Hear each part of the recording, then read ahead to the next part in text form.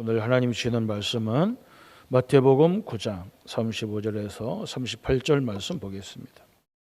저와 여러분이 한 목소리로 같이 합독하겠습니다. 예수께서 모든 도시와 마을에 두루 다니사 그들의 회당에서 가르치시며 천국 복음을 전파하심으로 모든 병과 모든 약한 것을 고치시니라. 무리를 보시고 불쌍히 여기시니 이는 그들이 목자 없는 양같이 고생하며 기진함이라. 이에 제자들에게 이르시되 추수할 것은 많되 일꾼이 적으니 그러므로 추수하는 일꾼에게 청하여 추수할 일꾼들을 보내주소서 하라 하시니라. 아멘. 오늘 말씀은 일꾼이 부족하다 그렇습니다. 오늘 예수님께서도 우리에게 일꾼을 보내달라고 기도해라. 얼마나 답답했으면 우리 예수님이 직접 이런 말씀을 하셨을까요? 그죠? 사람은 많은데 일꾼이 부족하다. 전도가 오해를 해가지고 하려고 하니까 되게 힘들어요. 도저히 못하죠. 그죠? 또 전도하는 사람들 보면은 나는 전도를 못하겠다 이런 생각이 많이 들어요.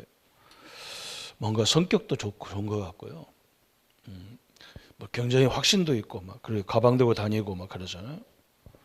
저는 뭐 목사라도 그걸 절대로 할 수가 없어요.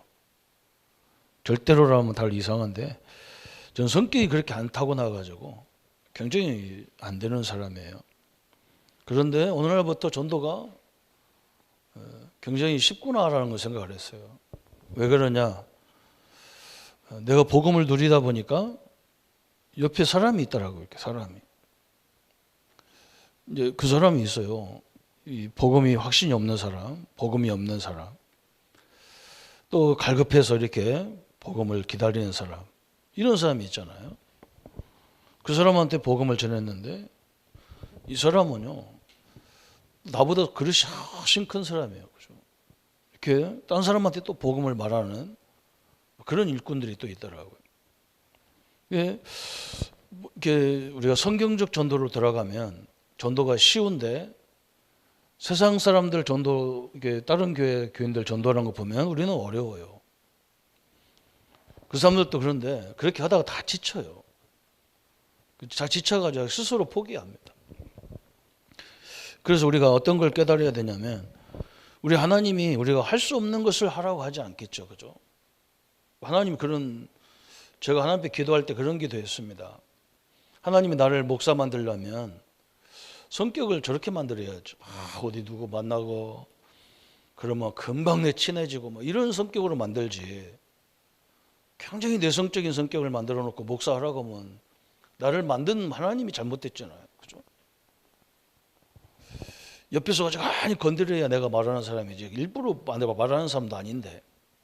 그럼 하나님이 잘못 만드는 거지. 내가 어떻게 잘못 만드는 거 아니잖아요. 내가 그걸 어거지로 하다 보면 내가 스트레스 받아 죽을 텐데. 그래서 내가 그때 깨달은 게 하나님은 절대 실수하는 하나님이 아니시구나. 이런 걸 알게 됐어요. 우리는 뭘 믿어야 되냐면요. 우리 예수님께서 우리 보고 도저히 불가능한 걸 말했어요. 만민에게 모든 족속으로 가라 그렇게 됐어요. 이게 불가능하잖아요. 그죠? 지금은 가능할 수도 있어요. 왜냐하면 비행기가 막 지금 얼마나 좋습니까? 2일차 생활권인데. 근데 비행기도 없고 죄도 교통수단도 없을 때 예수님이 모든 족속으로 제자 삼으라. 만민에게 가라. 땅끝까지 가서 증인되라. 그래서 이게 도저히 불가능한 거예요. 근데 우리 보고 하라는 게 아니잖아요. 이렇게 보면.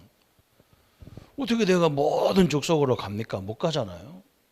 그런데 이걸 할 수 있는 존재는요. 하나님이거든요. 그죠? 우리가 첫 번째 생각할 게 뭐냐? 이 삼일체 하나님은 이게 가능하잖아요. 그죠? 하나님은 지금도 말씀으로 역사하시는 거죠. 말씀으로 역사하시는 하나님이란 말이죠. 그래서 이 말씀을 들으면 살게 돼 있잖아요. 그죠? 그 옛날에는 여기서 말해도 아무도 못 듣죠. 근데 지금은 세계에서 많은 사람들이 뭐 인터넷이나 유튜브나 이런 걸 통해서요, 우리 말씀을 다 들어요. 이게 얼마나 시대가 가깝습니까? 그죠? 도저히 불가능한데 시대가 가까워졌어요.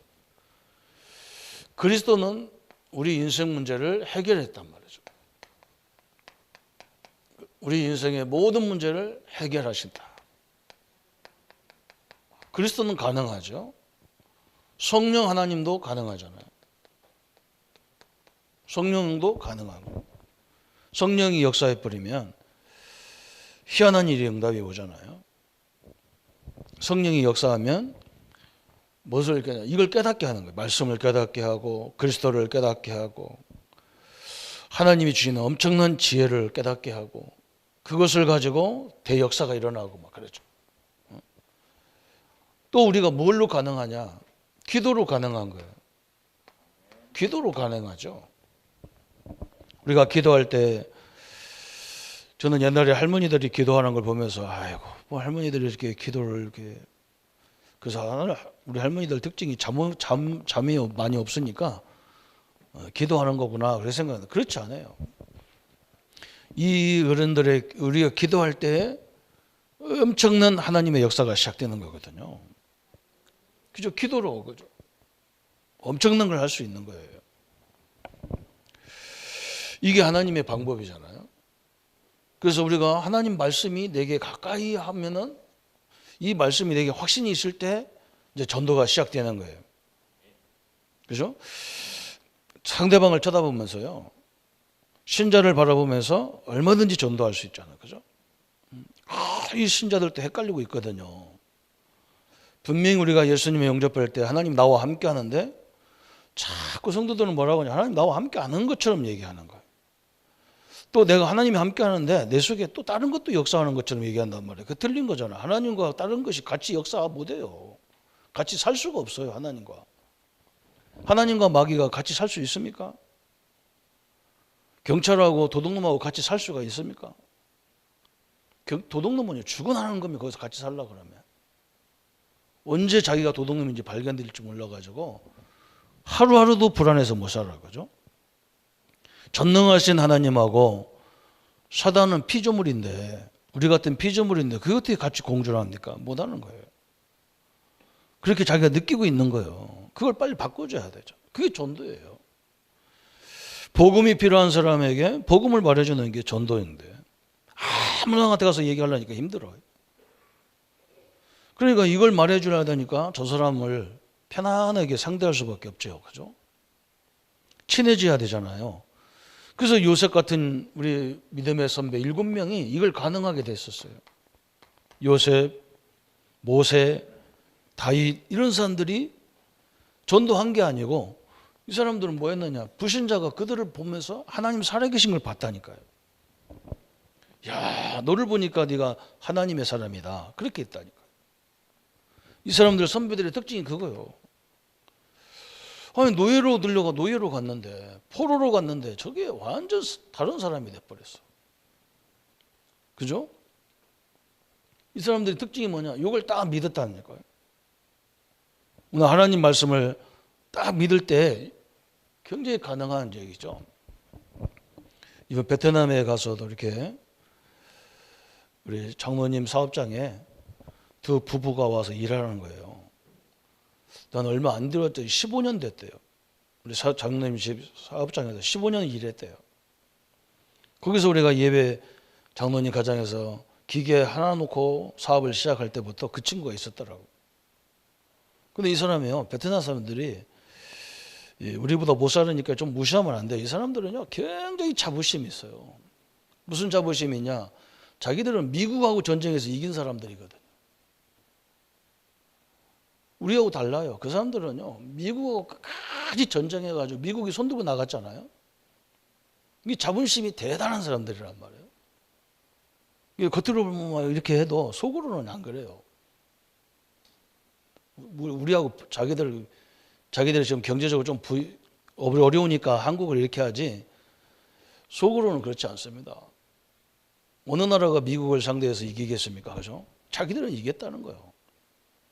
그 자부심을 갖고 있는 사람이 와가지고 두 부부가 일해서 돈을 잘 모으고 거기서 예배드리는 걸 그대로 본 거예요. 이 사람들이. 나는 말귀도 안 통하니까 이렇게 말도 못 하겠는데 그 사업장에서 하나님 앞에 예배드리고 뭐 하는 걸 보고요. 자기가 돈 벌어서 베트남에다 집을 져가지고 한 층을 이렇게 딱 미션홈으로 예배실로 딱 만들어놨어요. 그런데 중요한 건 뭐냐? 그분들 같이 생활하는 거나 모든 것이 장모님하고 똑같아. 그 친구는. 그냥 우리 장모님 복사판이라 이렇게. 그대로 본 걸 그대로. 사업도 그대로 거기서 적용하고 그러더라고요. 일꾼이라는 것은요. 우리가 가서 말해준다고 일꾼이 되는 것도 아니고, 그죠? 하나님이 딱 예비해 놓았어요. 그게 희한한 거죠, 그죠? 우리가 일꾼을 찾으려고 그러면 얼마나 힘듭니까? 우리가 바르게만 나가면 진짜 일꾼들은요 그대로 따라오게 돼 있어요. 그게 특징이잖아요. 그래서 오늘 우리는요 이 하나님의 역사, 만민에게 가서 전도하고 선교하는 말인데 이걸 어떻게 가냔 말이죠. 동네도 못 하는데. 그런데 가능성이 있어요. 누구로 가능하냐? 오늘 이 엄청난 하나님의 삼일째 하나님의 존재가 가능한 거예요. 그래서 우리 보고 그 능력을 믿을 때 가능한 거예요. 우리가 이걸 믿을 때 그 사람에게 설명해 주는 거예요. 그죠? 내가 이게 믿어지면요 전도는 굉장히 가깝게 있는 거예요. 이걸 안 믿으면 전도는 굉장히 나와 상관없어요. 다른 나라 얘기예요. 근데 이걸 믿으면요 어떻게 내가 이 좋은 축복을 누리면서 얘기 안 해줍니까? 그 사랑하는 사람에게 다 말해주게 돼 있는 거죠. 그래서 오늘 우리에게 전도의 가장 중요한 일꾼. 그래서 예수님도 12 제자를 세웠어요. 그리고 또 세운 게 뭐냐? 70인 중직자를 세운 거예요. 예.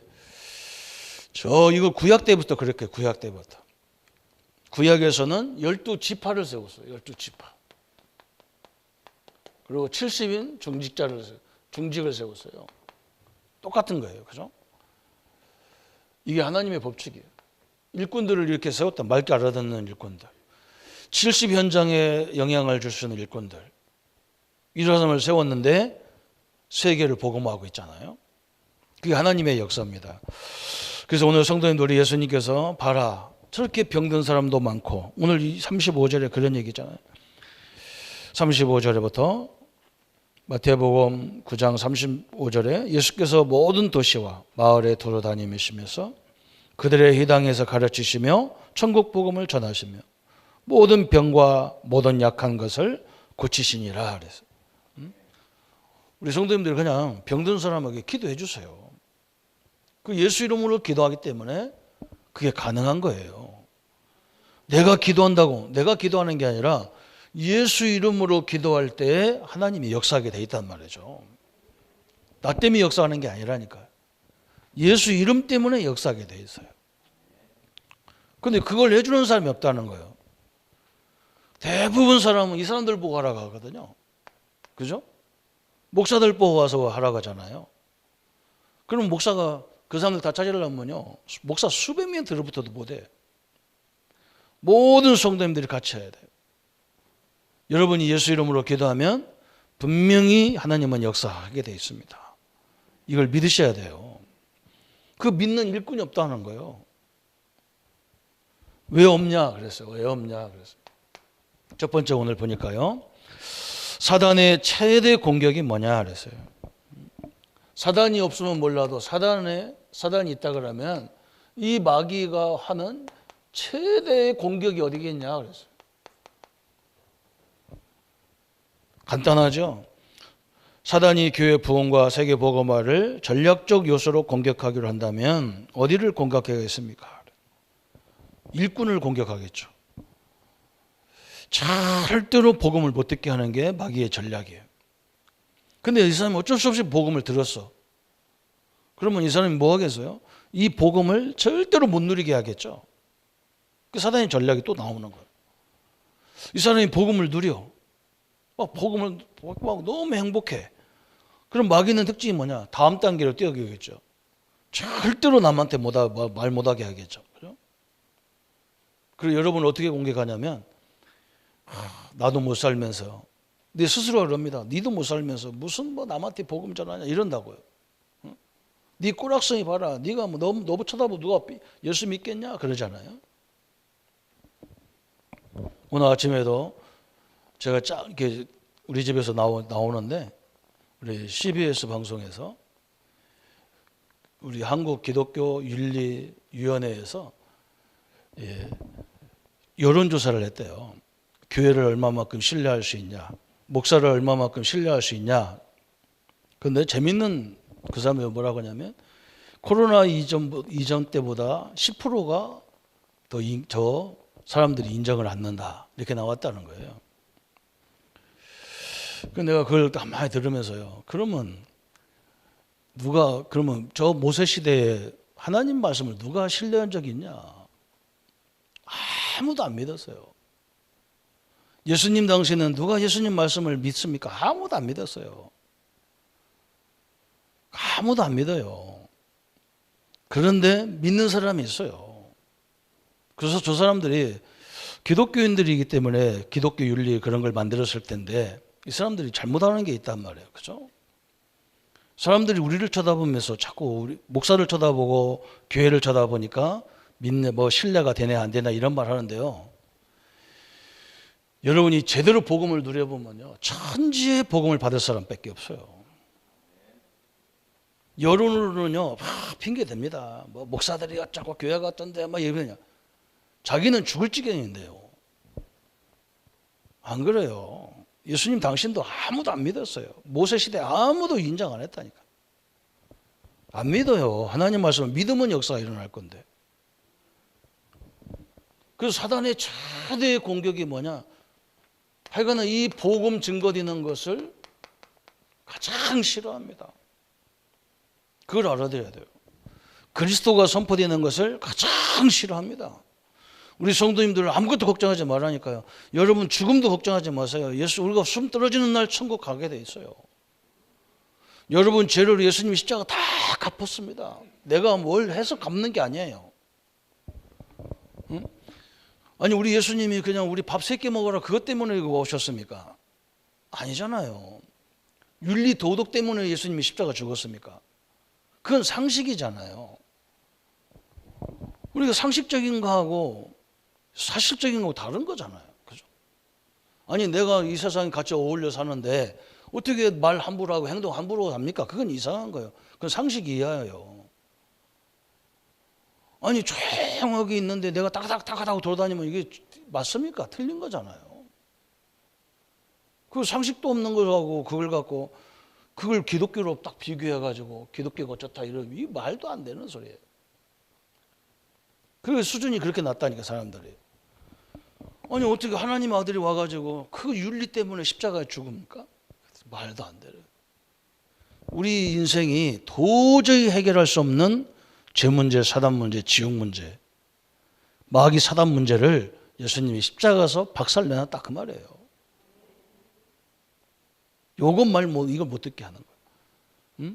계시록 같이 막 사단이 일어나서 용이 불을 뿜고 막 마귀가 천지를 요동치더라도 상관없다는 거예요. 왜? 하나님이 함께하기 때문에, 그리스도가 함께하기 때문에 상관없다는 거예요. 그게 복음이지. 그러면 니들 죽는다 그게 복음입니까? 죽는 게 그렇게 기쁜 소식이냐고. 복음은 기쁜 소식인데 틀린 얘기예요. 이 복음만 증거하지 말라는 거예요. 온 전직 것 다 알고 있는데 이것만 다 모르고 앉았다. 이렇게. 그럼 마귀는 다음 단계는 뭐냐? 이걸 증거하는 사명자들의 사명자들의 사역을 가장 싫어하게 하겠죠. 그렇죠? 당연한 거예요.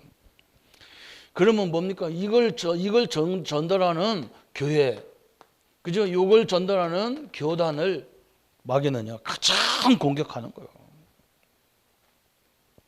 그래서 이 복음 전하는 사람들을 다른 거 핑계 댈 수가 없으니까 늘 뭘 갖고 핑계해야 되느냐? 저 사람 행위 가지고, 우리의 실수 가지고 막 하다가 공격하고 그럽니다. 그 사람들은 또 그걸 굉장히 귀담아 들어요. 그렇게 수준이 낮은 거예요. 그죠? 그럼 인간은 그럼 완벽한 사람이 어디 있습니까? 다 허물이 있는 거지. 사단의 공격은 여기에 딱 공격이 있다. 그래서 우리 보고 뭐라 하느냐? 영적 싸움 하라는 거예요. 영적 싸움. 이것 때문에 우리 성도님들이 주의 정도들과 우리 교회를 위해서, 우리 교단을 위해서 계속 이 영적 싸움을 해줘야 돼요. 계속 싸움해야 됩니다. 핑계댈 게 없으니까 막 이상한 거 다 붙잡고 역사합니다. 그리고 두 번째는 성도들의 관심이다 그랬어요. 성도의 관심은 어디냐? 감독, 지휘자, 간부되는 데는 관심이 많고 일을 하고 사랑받고 인정받는데 관심이 더 많다. 숨겨진 일, 자신이 드러나는 일, 작게 보이는 일에는 관심이 없다. 세계선교 비전 트립 위원회는 관심이 많으나 주위에 숨겨진 한 사람을 키우는 중요한 일에는 관심이 없다. 다른 일에 너무 바쁘기 때문에 이 일에 실패한다 그래서. 그죠? 우리는 뭐 하느냐? 내 주변이, 그죠? 여길 잘 봐야 돼요. 표시 없는 내 주변에. 그죠? 그래서 우리 교회는 전도를 해도 막 우리 교회 데리고 나오는 거 이런 전도보다 이 사람을 살리는 전도하자 이렇게 나오는 거. 내 주변 사람을요 제대로 살리는 거예요. 내 주변이 얼마나 중요합니까? 내가 알아주고 안 알아주고 그런 거 아무 상관없잖아요. 하나님이 이걸 보고 계신 거예요. 내 주변에 갈급한 사람이 있단 말이에요. 갈급한. 내 주변에 누가 있냐? 사명자가 있단 말이죠. 여기에. 그죠? 그 한 사람이 얼마나 소중하냐? 이걸 다 보세요. 나라를 움직일 수도 있다니까요. 여기에 관심이 없다는 거예요. 다른 데는 다 관심이 많은데. 우리 목사님들 그러더라고요. 막 이렇게 막 노예, 막 총회, 막 이거 뭐 하려고 그래 난리나. 저는 원래는 관심 없어요. 우리 성도, 나에게 맡긴 우리 성도들도 제대로 못 챙기는데. 그럴 때가 많잖아요. 내 주변을 봐야 됩니다. 여기에 관심이 많이 가져라 그래서. 또 세 번째는 뭐냐? 근시안적 안목이다 그랬어요. 우선의 목표 달성을 위해 조직 확대와 현실만 쳐다보는 일에는 바빠지기 쉽습니다. 하나님을 향한 목표가 분명하고 절대적 헌신을 결심한 일꾼을 키우는데 먼 장래를 내다봐야 됩니다. 그래서. 우리가 근시안적인 거, 그죠? 요걸 빨리 벗어나라 그래서. 그죠? 이 일꾼을 키우는데, 그죠? 멀리 보고 얘기해라 그랬어요. 빨리 보고. 너무 좁게만 보지 말고 빨리 역사가 일어나고. 우리 교회는 다행히도 우리 장로님들이 다 이해를 하셔서 저는 너무나 감사합니다. 우리 주회 정도로요, 신학교 졸업했다고 금방 이게 인격적으로 뭐든지 갖춰져서 되는 게 아니거든요. 그렇게 되면 얼마나 좋겠습니까? 이건 희한한 거예요. 신학 제대로 공부하면 한 7년 정도밖에 공부 안 하는데 그걸 공부했다고 완벽하게 돼서 목회하는 게 아니잖아요. 교회는 어린이부터 저 어르신들까지 다 오신 데가 교회인데 박사부터 학교도 안 다니는 분들도 있는 데가 여기인데 어떻게 그걸 다 할 수 있습니까? 못합니다. 그래서 어떻게 해야 되느냐? 끊임없이 기다려줘야 돼요. 이 기다림이 굉장히 중요한 거예요. 저는 그래서 우리 교회가 너무나 감사하다 생각하는 거예요. 저도 얼마나 부족합니까? 우리 성도님들이 다 기다리니까 되는 거예요. 일꾼을 키우는데 이것밖에 없어요. 그리고 이 사람은 왜 목사님 기다리도 어느 정도 기다려야지 저게 되겠습니까? 근데 여러분 우리는 할 수 없어요. 성령이 그 사람을 이끌어가야 돼요. 그죠? 교회도 저도 입장에서 마찬가지예요. 성도님들을 상대할 때, 그죠? 어떤 사람은 너무 부족한 사람도 있잖아요. 그렇다고 그걸 잘라버리고 이걸 조심해야 되잖아요. 좀 부족하다 자르면 지금 우리가 이제 그런 식으로 이제 교회 굉장히 한 거예요. 제가 부교육자 생활할 때는 교회는요, 여러분 성도들은 잘 몰라요. 우리 목회자 그 세계에는요, 피눈물도 없어요. 뭐 이렇게 전도사를 불러가지고 담임 목사님이 이렇게 해라 저렇게 해라 잘못해도 이렇게 도와줘 이런 게 없습니다. 그냥 강대상에서요. 나도 몰라. 강대상에서 그냥 어느 날 광고가 나와요. 오늘부터 조선구 목 전도사는 우리 교회 사임합니다. 내가 사임한다고 해서 사임하는 게 아니라 목사님이 사임을 선포해 버리는 거예요. 왜? 그냥 안 맞다는 거예요. 저건 인간이 아니라는 거예요. 잘라버리는 거예요. 복음이 뭡니까? 그죠? 복음은요, 우리 인격으로 믿는 게 아니라 하나님의 역사를 믿는 게 복음이잖아요. 하나님이 우리가 조금만 인도 받으려고 하면 틀림없이 성령은요, 우리를 만들어 가십니다. 틀림없이 그렇게 돼 있어요. 그래서 우리가 기도하는 거잖아요. 그런데 이게 아니라는 거예요. 그걸 못 기다리는 거예요. 그리고 우리 교회는 제가 우리 전도사님들 이렇게 중직자님들을 각 기관에 이제 어린이 교회학교 중고등부 대학 이렇게 사역자로 세우시니까 우리 사역자들이 뭐라고 하냐, 우리가 신학도 안 했는데 목사님 이게 해도 되겠습니까? 해도 돼. 10년 정도 하면 다 전문가가 되는 거야. 이 성경, 똑같은 성경 갖고 계속 말하는데 전문성이 없냐? 없겠냐? 맨날 다른 걸 갖고 한다 그러면 할 수 없어. 우리는 성경 하나 가지고 계속 반복해 주라. 성경은 뭘 반복하냐? 복음을 계속 반복해라. 저 십자가가 우리는 이제 다 끝냈다고 자꾸 강조하, 계속 말해줘라는 거예요. 하나님이 나와 함께하는 것을 계속 얘기하라는 거예요. 그게 사실이잖아요. 그죠? 어느 순간에 하나님이 나와 함께하는 걸 믿어지면서 모든 게 다 끝나버린 것 같아요. 기다려야 되는 거잖아요. 그런데 이게 그런 생각이 안 나면 왜 그냥 세상은 그런 원리가 아니잖아요. 세상은 자기 사업에 이익이 있어야 돼. 직원이 돈 500만 원 월급 주면 500만 원치 일을 해야 돼요. 그거 못하면 잘려야 돼요. 거기는. 근데 교회는 그런 게 아니란 말이에요. 살리는 데잖아요. 살리는 데. 부족하면 끝까지 기도해 주면서 기다려야 돼요. 그래서 제가 이게 이제 답답할 때가 너무 많아요. 막 성도들이 나한테 요구하는 게 뭐냐, 막 저 사람 뭐 말귀도 못 알아듣는데, 막 옛날에 제가 교회 갔다 성균 어디 갔다 왔는데요. 우리 부목사들끼리 싸워가지고 부목사가 막 밑에 있는 전도사가 자기보다 나이 더 먹었는데 막 반은 죽여놨어. 말도 안 되는 짓을 했어요. 그죠? 막 교인들이 난리 났고 막 본인도 난리가 나서 그래. 막. 그리고 뭐 때린 사람은 얼마나 불안하겠어. 이제 목사님 알으면 이제 잘릴 건데. 내가 방에 앉았는데 나한테 와서 이실직고를 고백하는 거예요. 목사님, 내가 하도 저거 말귀 안 통해서 한 대 때렸다고 그랬어요. 그래서 내가 그래도 그렇지. 네가 나이가 어린데 밑에 사람이 나이가 많은데 그걸 때리면 되냐. 근데 내가 뭐라 했냐면 살짝요. 사실 그거 말귀 더럽게 못하는데 내가 한 대 때리고 싶은데 내가 담임 목사라 못 때렸다. 잘 때렸다. 그런데 앞으로 때리지 마라 했더니 막 완전히 복음이 전했더니 막 좋아하시는 거예요. 이제 맞은 놈 올 거 아니에요. 그죠? 맞은 사람이 딱 왔어요. 뭐라고 했어요? 야, 저 인격 더럽게 나쁘다. 어떻게 사람을 때리냐, 목사가. 근데 나도 막 저거 자르고 싶은데 자를 수가 없다. 복음인데 하나님의 역사야 저거 깨닫지.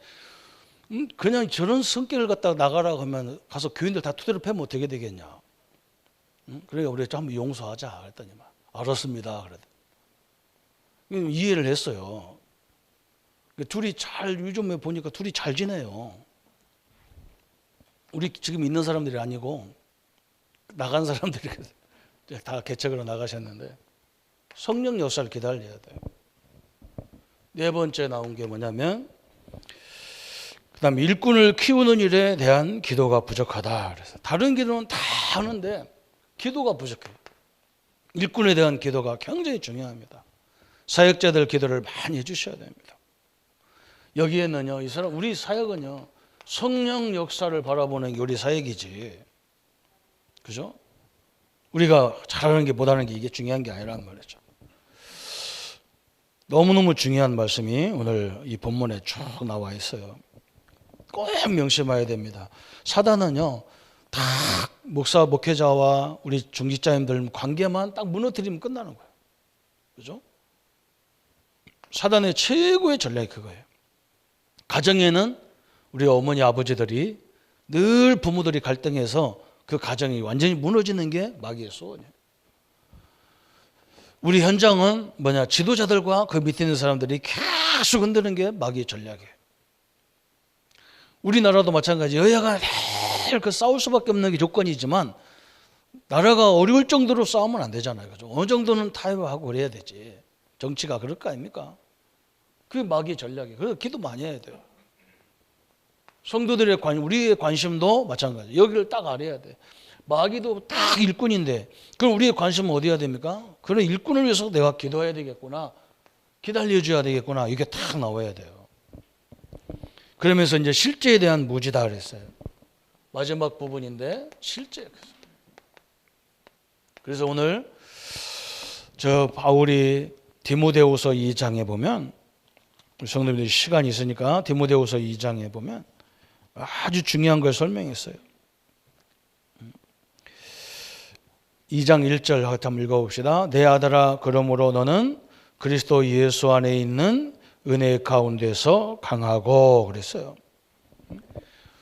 디모데후서 2장에 보니까 뭐라 했냐면 그리스도 안에서 강해라 그랬어요. 이 말은 뭐예요? 우리가 복음 안에서 강해라 그랬어요.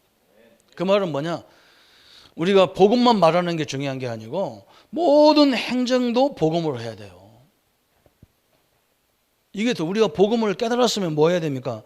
행정도 모든 삶도 복음의 눈으로 보셔야 돼요. 그렇잖아요. 아니 저 사람이 지금 복음 가진 나를 만났다. 그러면 이건 그 사람은 소망이 있는 거잖아요. 하나님이 나를 구원하듯이 하나님이 역사하면 우리 자녀들도 우리 가족도 다 구원할 수 있잖아요. 우리가 말은 복음인데 행정이 복음이 아니라 이렇게 되면 안 되잖아요. 그래서 사도 바울은 뭐냐? 그리스도 예수 안에서 강해라. 복음 안에서 강해라. 다시 말하면 모든 걸 복음 안에서 봐라. 하나님 안에서 봐라 그 말이에요. 그럼 다 끝나는 거죠. 두 번째 또 뭐라 했느냐? 삶의 방향, 목표, 계획이 분명한 사람 그랬어요. 2장 2절 또 내가 많은 증인 앞에서 내게 들은 바를 충성된 사람들에게 부탁하라. 그들이 또 다른 사람을 가르칠 수 있으리라 그랬어요. 우리는 이것저것 하지만 항상 뭘 봐야 되느냐? 충성된 사람을 봐라. 이 사람이 있다니까요. 반드시 있어요. 그죠? 이번에 우리 베트남 갔던 그 컹이라는 그 형제가 완전히 충성된 사람이라. 그런데 내가 봐도 그런데 우리 장로님도 그러더라고요. 회사에서 한국 사람들한테는 일 시켜도 안 한대. 시간 외에 하면.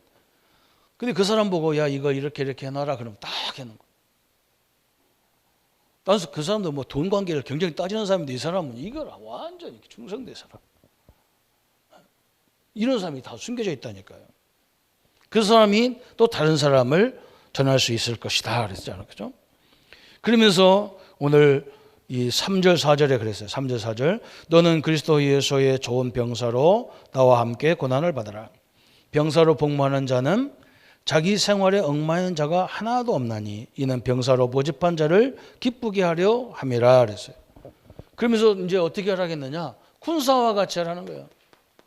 군인은 특징이 뭐냐면 나라를 위해서 헌신하는 군인들을 네가 돈 갖고 와서 네 뭐 비품 사가지고 치약 사가지고 속옷 사갖고 와서 네가 군대 생활하라 이런 군인 하나도 없어요. 군인은요 나라를 위해서 일하기 때문에 나라에서 다 책임져 준다는 거예요. 그러면 군인이 할 건 뭐냐? 자기를 부르신 민족을 나라를 위해서 생명 거는 거예요. 군사와 같이 하라는 거예요. 군사 군인의 특징이 그렇잖아요. 그죠? 하나님의 일을 하면 하나님이 우리의 일을 책임지게 돼 있다 그 말이에요. 그러니까 너는 걱정하지 말고 이 영적 싸움에 생을 걸어라 그 말이에요. 저 일꾼을 위해서 생명을 걸고 기도해라 그 말이에요. 또 네 번째는 뭐라 했느냐면 선수를 얘기했어요. 선수. 2장 5절에 경기하는 자가 법대로 경기하지 아니하면 승리자의 관을 얻지 못할 것이며, 그래서 경기하는 사람은요, 운동하는 사람 특징이 뭐냐? 트릭을 써가지고 막 그 가운데로 질러가거나 그 선을 비껴가가지고 막 자기가 막 배치가거나 그러면 나중에요, 다 메달 땄는데도 다시 점검해가지고 탈락시켜버리는 거예요. 그럼 어떻게 해야 되느냐? 경기하는 자는 그 법칙을 따라가야 돼. 법을 따라가야 돼. 그래야 되잖아요. 그죠?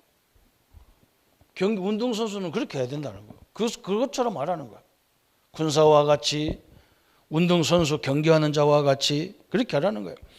그러면서 또 4번, 5번째는 뭐냐? 농부와 같이 그래서 농부와 같이. 2장 6절에 수고하는 농부가 곡식을 먼저 받는 것이 마땅하니라. 이 농부의 특징은 또 여러 가지예요. 그죠?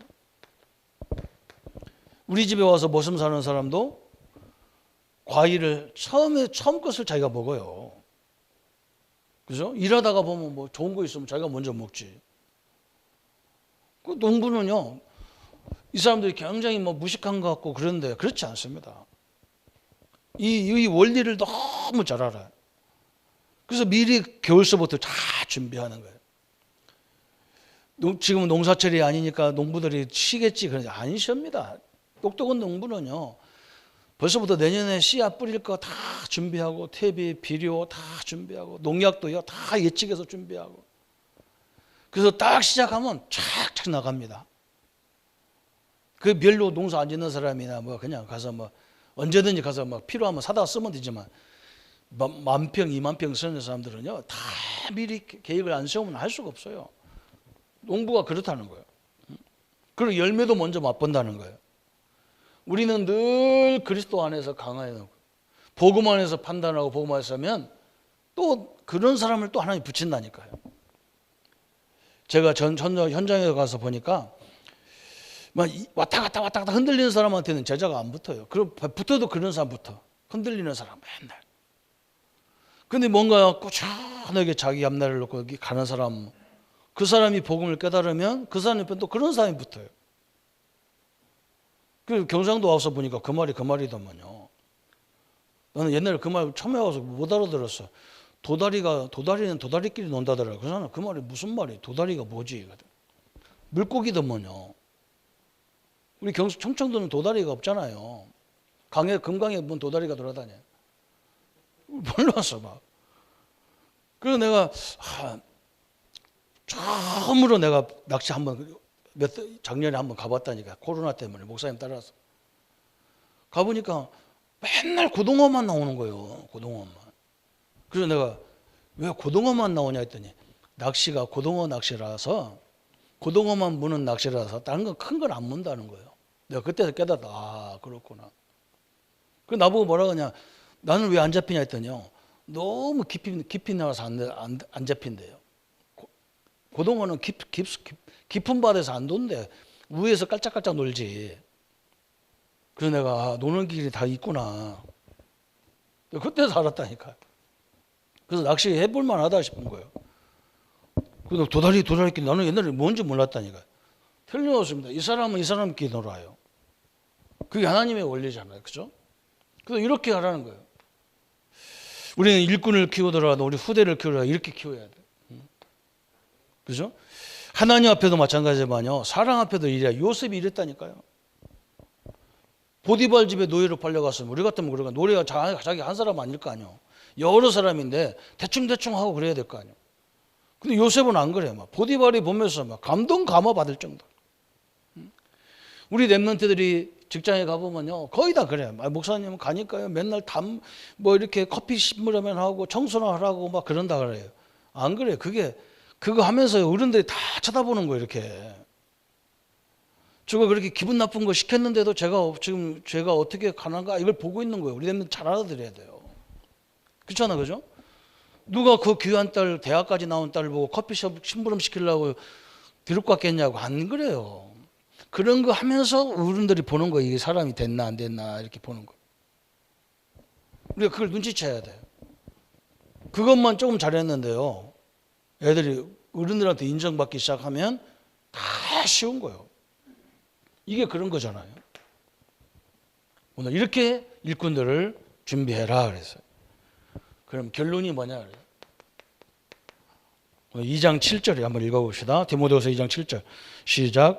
내가 말하는 것을 생각해 보라. 주께서 범사에 내게 총명을 주시리라 그랬어요. 그렇죠? 이게 응답입니다. 주님이 왜 원하시는 걸 쫙 생각하면요, 우리에게 오는 게 뭐냐? 세상이 감당할 수 없는 총명을 주겠다, 지혜를 주겠다. 이게 하나님의 특징이거든요. 전도를 위해서 내가 이 현장을 전도를 위해서 나를 보냈구나, 하나님 앞에 감사하면서 그 현장을 자세히 보면요, 그때부터 하나님이 막 지혜를 쏘아 부어주는 거예요. 그런데 기독교는 그렇게 않더라니까. 제가 옛날에 직장에서 좀 보니까요, 우리 믿음 좋다고 하는 자매가요, 항상 5분 늦어요, 출근을. 그리고 항상 먼저 가. 그 왜 먼저 가냐고 물어보니까 알잖아요, 교회 가야 된다. 가지 마라. 아이고, 목사님 나보고, 내가 그때 신학생이 있는데 신학교 다니는 사람이 어떻게 그걸 못하면 그렇게 그런 말을 해야 되냐고. 그리고 내가 너는 왜 항상 30분 늦게 오냐 그랬더니 오다가 교회에서 기도하고 온다는 거예요. 그 기도하지 말고 길에 그냥 기도하면서 와. 아이고, 전사님 몰라서 그래요. 교회 가서 기도해. 하나님이 역사하죠. 네 하나님은 그 자리만 있냐. 못 알아들어요. 그래서 남들한테 욕을 다 찍게 있는 거예요. 이상한 생각을 갖고 있는 기독교인들은 너무 이상해요. 수준이 너무 낮아요. 그러니까 세상 사람들이 다 손가락치나. 참, 이것만 조심하면요, 천지가. 나 같으면 그러겠습니다. 30분 전에 사무실에 와서 다 청소해놓고 깨끗이 해놓고 거기 와서 기도하면 되잖아요. 그죠? 돌아와서 먼 길을 돌아서 이렇게 돌아와가지고, 그러면 회사를 어떻게 얻어야 되냐? 교회 바로 옆에다 얻어야지.